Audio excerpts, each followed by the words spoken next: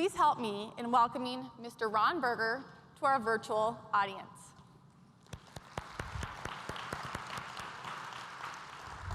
Thank you. So much. I'm honored to be here.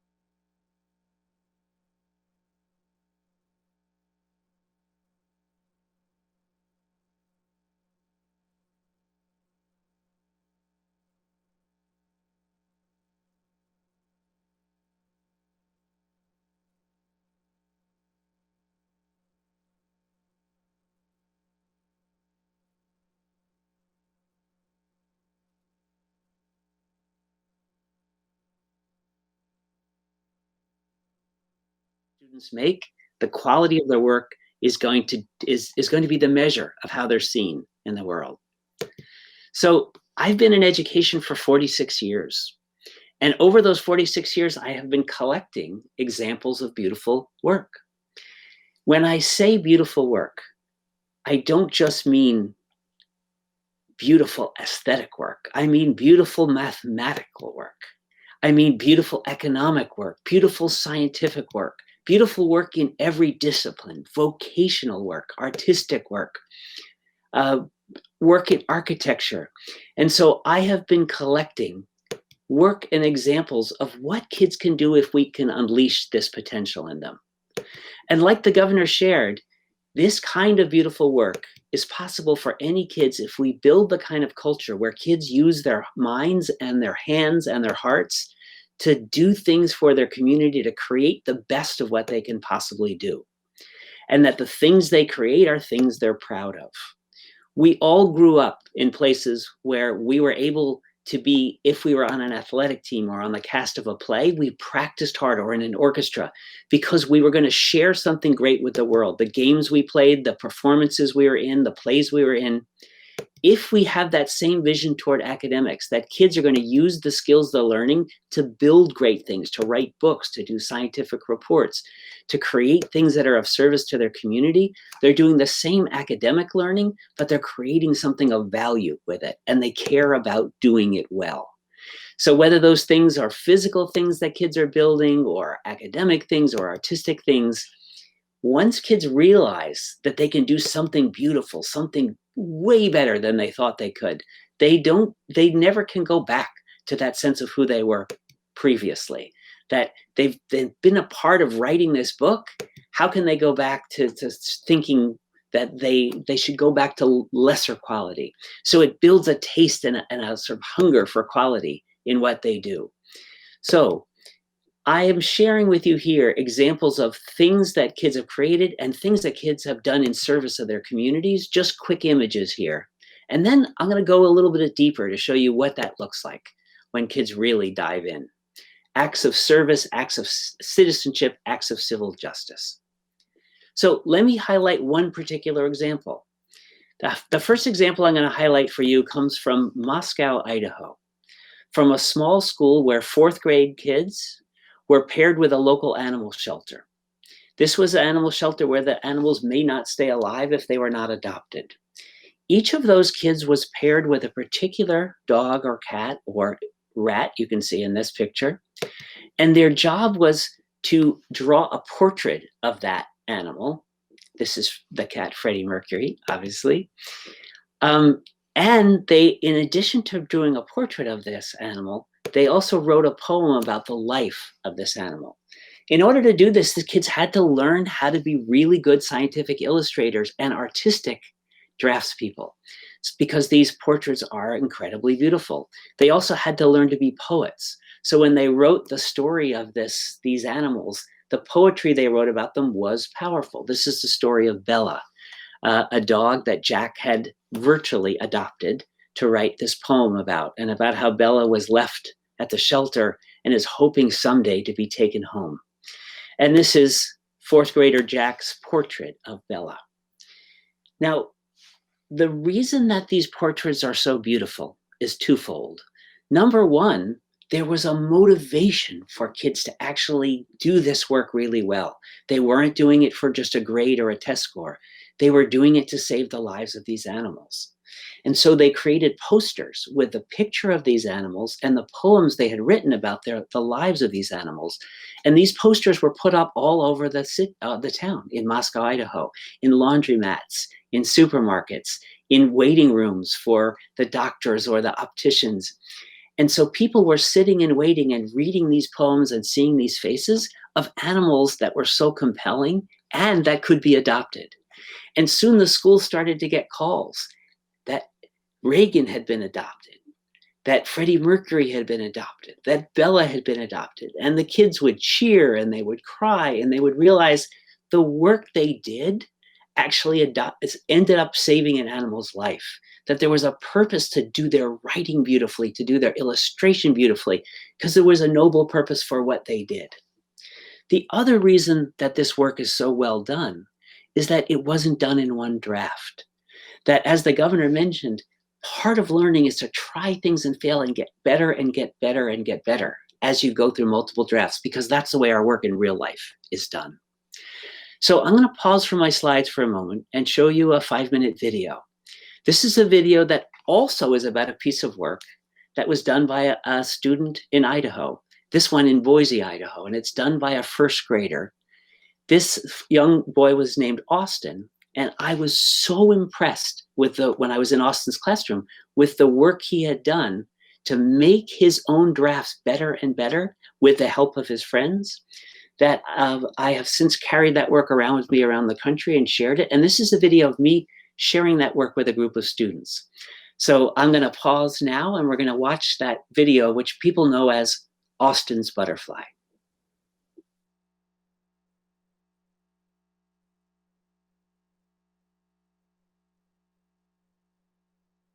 What would you guys say to teachers if they're not getting high quality work? Could they learn something from this? And what would you say to them that they could do differently in their classrooms? This is a story called Austin's Butterfly. And it's a true story about a first grade boy, and his name is Austin, and he goes to school, or used to go to school, in a town called Boise, Idaho. And in his class in Boise, Idaho, they were studying butterflies, and he had to do a project.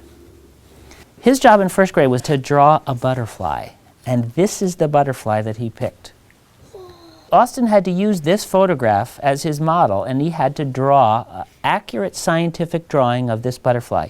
This is called a tiger swallowtail. I knew it! Can you tell, Toby, why it's called tiger? Because it kind of has the stripes of the tiger right there. Good. So here was Austin's job. He was supposed to do a scientific drawing of that butterfly. But remember, Austin was only in first grade. And you know what he did? He forgot to look like a scientist carefully. He got his paper and he just started to draw the image of a butterfly that he had in his head. And he wasn't looking like a scientist, and so this is what he drew. Whoa. It's not bad, and it is a butterfly, but does it look exactly like this? No. No, it doesn't yet.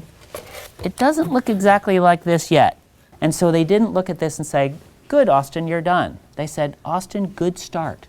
Now we can start giving you critique so you can do a second draft and make it better, and a third draft and make it better, and you can make it much, much closer to this." And he was ready to go. All of the first graders in his critique group sat on the floor like you guys are, and they decided to split their advice into two kinds. First, just the shape of the wings.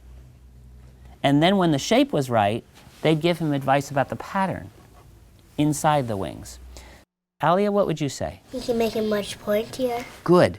These wings could be much pointier. Who else would add something? Atak, what would you say? About the angle, because, not to be mean about Yes. the angle, it's just not exact, so... Okay, so show me. Come on up here, talk. Show me what you would ask him to do slightly differently. Like to make it a little longer. Longer where? Draw where you would do it. Right there. Okay, so pull this out longer. Yeah. That's very specific, Atak. Thank you. Jamila, what would you say? It's like triangle. Good. Jamila, I love that. So you're saying more like a triangle shape. And I agree. Well, you know what? Those first graders came up with most of those same ideas. And you know what Austin said? He said, okay, I'll go try. And he went back to his seat and he drew this. Wow. Does this look more like a triangle? Yeah. Yeah. Did he go out further, like Atak was suggesting? Yes. Yeah. Did he add some jaggedness here, Yes. like Cindy? Did he get rid of that bottom thing? Yes. So he did listen to his friends and he made it better. It's not perfect. Toby, what would you say? I'd say don't put those little tail things so pointed in. I'd say put them more pointed down. Good. Okay, and Ethan, what would you say? I think you should make the wings like this, not like this. Okay, he listened to his friends and they said, this is really a lot better, Austin. That second draft really is better. Yeah, maybe you can make a third one. Good, maybe he could make a third draft. And so he did this draft. That's his third draft. That's his third draft, Hadley. That's just right. Elijah, what do you notice there? Well, one wing's more pointed than the other, and that side is a little bit higher than the others. Good. Coburn? Right here, it doesn't have the inside thing still. Ah, okay. Needs a little bit more of that notch. So, do you think maybe he should do a fourth draft? Yeah. Well, that's just what he said. He said, shoot, okay, I got round again. I'll go back and do a fourth draft. Listen. He listened. Does it look more even like Elijah was suggesting? Yes. Yeah, and does it look like it's coming out a little sharper, like Cindy was suggesting?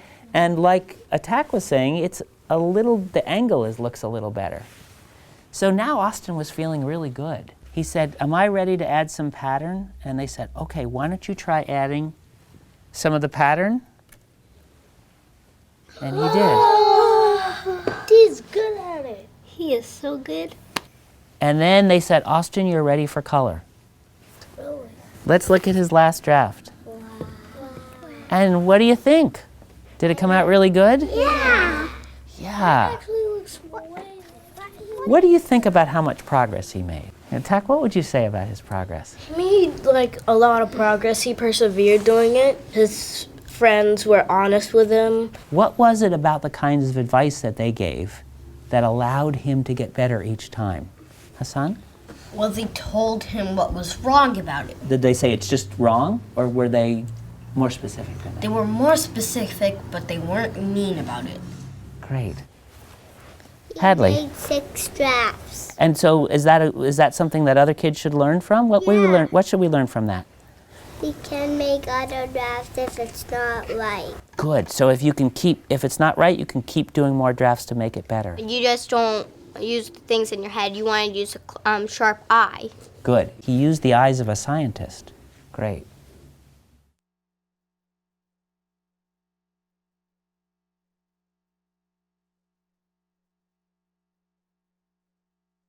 For indulging me with that piece of work that I love, Austin's Butterfly. It's just a small piece, but the care that he took to go through 6 drafts becomes a metaphor. And that's why you can see that Bella is such a great illustration by Jack, because they went through multiple drafts like that to create a compelling picture so that Bella would be adopted. So let me back up to say, I was, right now I work with a nonprofit, EL Education, and I teach at Harvard Graduate School. However, for more than 25 years, I was an elementary school teacher in a small rural town in my state, which is Massachusetts. And so let me tell you about the kind of high quality work, beautiful work that I was allowed to do with my students there, which is a lot of what my book, An Ethic of Excellence, around craftsmanship is about. So my town, and you'll know this if you're from anywhere in rural North Dakota, my town is really small. This is the town I live in. It has only a few buildings. It's got the church, It's got the post office.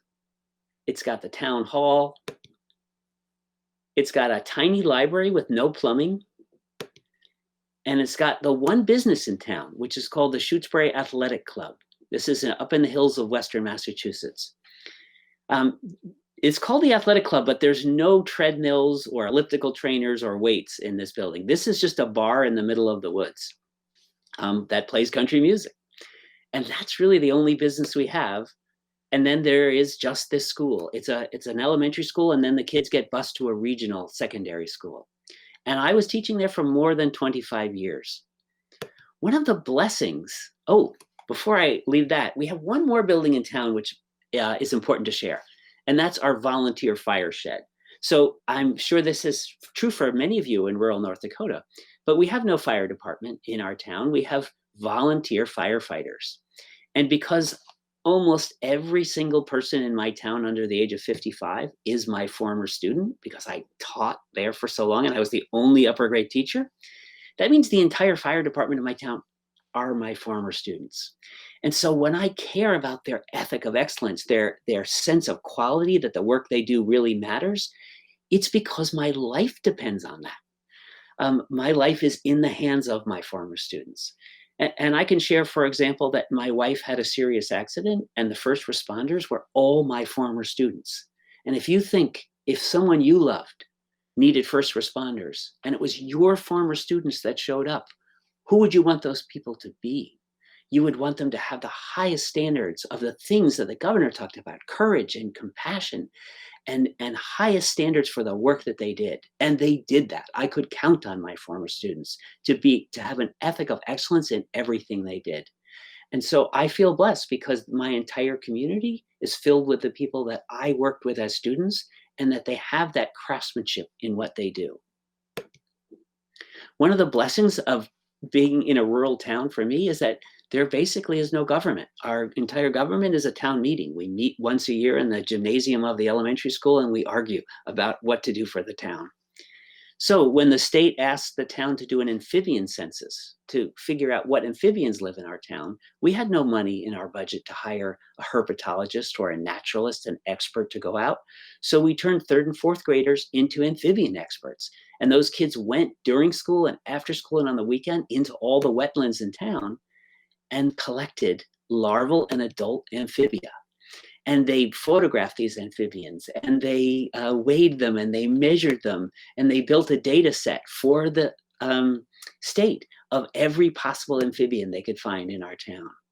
And they became true experts in amphibia.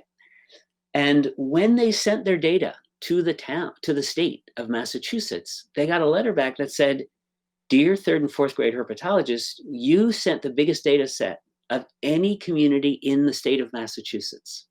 And the kids were delighted. Now, it wasn't quite a fair comparison because other towns and cities probably hired an adult, one person to do this. We had 35 kids doing it every possible minute, but they were truly experts. However, the state also wrote back and said, "But you did misidentify a few species," and the kids were incensed. And so we had to teach them how to write a very polite letter of response. This is before email, so I'm talking about a letter, like for those of you who remember this time. And their letter said, "Dear State of Massachusetts, Department of Management of Resources, we thank you for acknowledging our data set of amphibians, but we respectfully disagree with your critique of our findings. We believe we correctly identify every one of those species, and we would like to meet with you in person." And so the state was so amused that they sent a herpetologist across the state from Boston out to our town. He had trouble finding our town. And the students brought him into the wetlands and showed him what they had found. And of course, the students were right. And they said, "We're not just learning to be scientists, Mr. Berger, we kind of are scientists." And they were the biggest contributors to this data set in the state. They also, their favorite amphibian, the spotted salamander, is one that they realized was endangered in our town because they migrated across our dirt roads in the spring to lay their eggs, and they got run over by pickup trucks. So we used to have vigils where we would block traffic all night long on rainy nights with flashlights and wearing reflective vests and carry these amphibians, these salamanders, across the road to safety. but it wasn't a sustainable answer. The students and I were too tired the next day. We would fall asleep at school. So the students were a part of the world's first salamander tunnels, where working with the local DPW, we actually built tunnels and tiny drift fences, which are like cattle fences, but only 3 inches tall. So these salamanders would go safely under the road to their wetland and save their lives. This sign is about a mile from my house, Salamander Crossing Road sign, just to show you that like these students are doing really cool work and it's contributing to the world. Now, we also didn't know if the streams in our town were safe and whether there was pollution in our streams. So we didn't have any money in town to hire students. We trained 6th graders to test the water in town and create a well report. So these students, this is 1998, created the well quality report, stream and lake quality report for the whole town, which is still in our town hall. It's still the only comprehensive water quality report for the town that I live in. And then, because everyone in town has a private well, we have no water system in our rural town, we also train students to do water quality testing using a local university lab's mass spectrometer. And so my students, most of whom did not have parents who had attended college, spent weeks in a college laboratory working with college students, learning how to run a mass spectrometer, and did a spectral analysis of all the wells in our town so people could learn if their water was safe to drink. My students discovered that my own water in my home was not fully safe. And so I now have a water filtration system in my basement, thanks to the student research. This is what I mean by beautiful work. It's not just aesthetically beautiful work. It's complex, difficult, beautiful work. My students were doing college level scientific analysis. They were only 6th graders because kids can do that if we ask it of them, like if kids can step up to that work. And they created a website to share their findings with the town. Now, because some of you are secondary teachers here, let me just throw in a quick example of what this looks like on a secondary level. The nearest city to where I live is Springfield, Massachusetts. It was a bustling town 100 years ago, a city 100 years ago, had a lot of industry. That industry, because we're in the Northeast, has almost entirely closed. All the mills have closed, all the factories have closed, and now it's a city of high poverty. And the schools are not doing well. Just like the governor mentioned, this is one of those cities where there's urban high schools that are, well, I can just tell you, there's 6 high schools in this city and 5 of them are only graduating 60% of their students. That means 40% of them are not even getting a high school diploma. However, with EL Education, my nonprofit, we were able to partner with the city to open a different high school, Springfield Renaissance School. It's not a charter school, it's not an exam school, it's just a high school that kids can choose to go to that connects kids' learning to real life contribution. That high school has been around now for 14 years. 96% of the students have graduated on time, as compared to 60% of students in the other 5. And 100% of graduates have gotten into college for 14 years in a row. And their persistence in college is great. These are first generation to college, low income students from a regular urban high school doing incredibly brilliant work. And why? Well, it's not only because of the projects that kids do. There's also the structures that the governor talked about to keep kids' emotional and mental health robust and strong. Every day, kids meet in advisory meetings where they support each other and make sure that they have each other's backs and push each other to do well. It's a school that's deeply based on relationships, like relationships really matter. Kids know they're cared for. And so it's a place where they feel safe to try. And it also is a place where high quality, adult quality work is expected. Beautiful work is expected of kids. And so those students, for example, did what they call a greenprint, a blueprint for a greener city. They were trained by city engineers to do energy analysis of city buildings. And so they were trained to go into buildings and do an assessment using equipment of the building's energy envelope and energy systems. They tested windows, they tested insulation, they went and checked the boilers, they checked the electrical appliances, and they created a scientific report for the city about which city buildings, and then they started with schools, which city schools were losing energy and losing money for the city because they were poorly insulated, because they had outmoded HVAC systems, because they were the appliances were old, the light bulbs were old. And they suggested to the city of Springfield that the city invest $156,000 into renovating the city's schools. And they promised in their cost benefit analysis in this report that the city would get all of its money back within 5 years. Well, the city did invest that $156,000. And within 2 years, they had made all their money back. And they set aside $250,000 to have these students, high school students, do energy audits of all the city buildings, trained by city engineers. This is adult level work done by high school kids. Every one of those kids graduated and went to college. Like, this is an amazing thing if we can give kids the chance to do meaningful, complex work. I want to share at the end an example of one kid. So this is Jamie, a real kid, a sixth grader that I taught in my small town. Jamie lived right next to the school. This is Jamie's horse, Foxy, which she bought with her own babysitting money. And this is a project that Jamie did. It's a cross-sectional cave home. We were studying architecture, and architecture began by living in caves. Kids were learning cross-sectional view, and so they were designing a cave home for people to live underground. Now, I want to tell you about Jamie. The school, actually, that I taught in for 25 years is just behind those pine trees right there. So Jamie was the most sought after babysitter in our town because she was so capable, smart, caring, like creative. She was the perfect babysitter.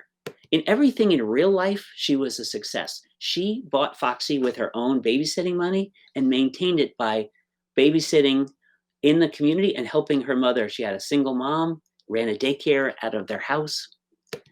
However, Jamie was, and she did projects. This is her kindergarten. Right? I make projects. I like to swim. I go to sleep. I'm a capable kid. However, Jamie was also a kid with substantial learning disabilities. Reading came very difficultly to her. Writing came difficultly to her. Mathematics came difficultly to her.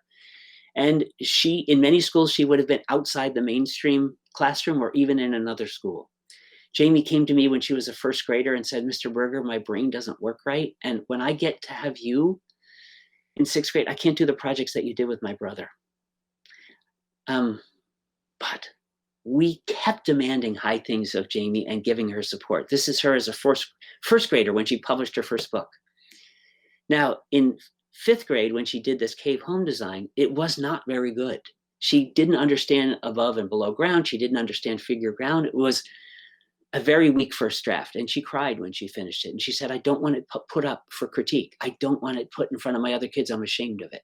And I said, you don't have to pin it up, but you can get critique from a friend. So she got critique from her friend, Nicole, and her second draft is much better, just like Austin's Butterfly. It has rooms for people to live in. You can see the above and below ground. One of the cute boys in class said that those overlapping rocks looked really cool. And so her third draft became all overlapping rocks. Then the kids said, yeah, but your second draft had better spaces to live in. So she said, all right. So she took the overlapping rocks of this draft and the spaces from this draft, and she made a fourth draft with lots more space and overlapping rocks. And then she said, but my lettering isn't really beautiful yet. My lettering should be beautiful too if this piece is going to be well done. And Mr. Berger, I know you taught my brother calligraphy. Can you teach me calligraphy really fast? And I said, Jamie, I can't. However, if you come in early to class, you can use our light table. It's just a frosted glass table that I built with my students where they can trace and where their dysgraphia can be trained to have a better calligraphic hand. And so this is her freelance calligraphy after a week of tracing calligraphy on the light table. And so on her final draft, the lettering you see here is actually now beautifully lettered. And she was so proud of this piece. Her grandmother came in to see it. Her mother came in to see it. It was like, I did something beautiful. I did quality work. Now, I want to give you an update on Jamie. Jamie came from a very low-income family. No dad there. Her mom, just living with her mom. And her two brothers. Jamie went to middle school and high school with a substantial special education plan because those things just don't go away. However, she still had confidence because she had done beautiful work. She went to college at the Stockbridge School of Agriculture at the University of Massachusetts on a scholarship. And I went to her college graduation party. And she came over to me at her graduation party with 2 red Solo cups of beer, and she handed one to me, and she said, "Mr. Berger, can you believe I'm a college graduate?" And I said, "Of course I can believe it, Jamie. I always thought you had incredible talent." And she said, "You know what's weird? I have a college degree, and I still have the same learning disabilities I had when I was a kid. I still reverse letters, I still reverse numbers, and look at me, I have a college degree." And I said, "How did you do it?" And she said, "Strategies, hard work. I stuck with it, just like in elementary school.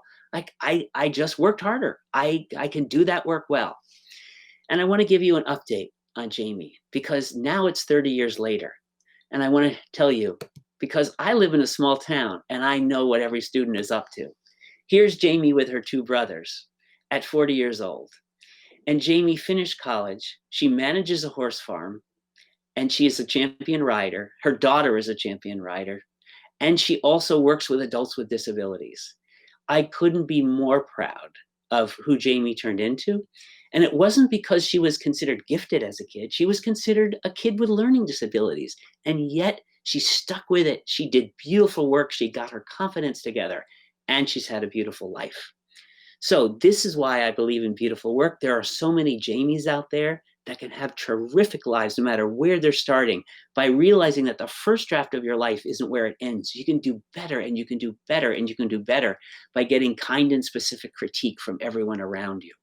So in closing, I work with this organization, EL Education. We're a nonprofit, and everything we create is free and open source. If anything that my organization creates can be of use to you, please take it and use it.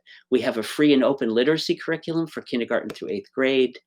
We have hundreds and hundreds of videos, like Dawson's butterfly video that I just showed you, all free and downloadable.